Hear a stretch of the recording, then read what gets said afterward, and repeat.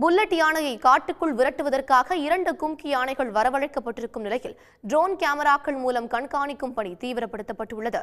நீலகிரி மாவட்ட வனப்பகுதிகளிலிருந்து வெளியேறி பந்தலூர் சுற்றுவட்டார பகுதிகளில் உலாவரும் புல்லட் யானை வீடுகளை உடைத்து சேதப்படுத்தி வந்தது.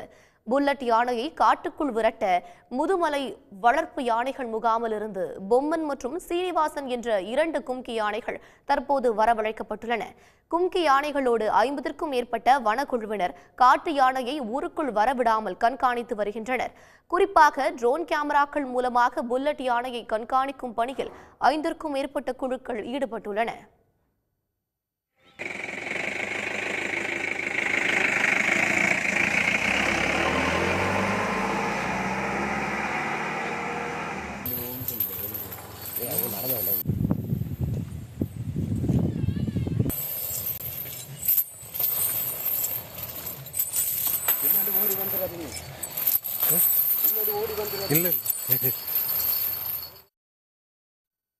புல்லட் யானையை மயக்க ஊசி செலுத்தி பிடித்து முதுமலையின் அடர்ந்த வனப்பகுதிக்குள் விட வேண்டும் என்று அப்பகுதி மக்கள் கோரிக்கை வைத்துள்ளனர்.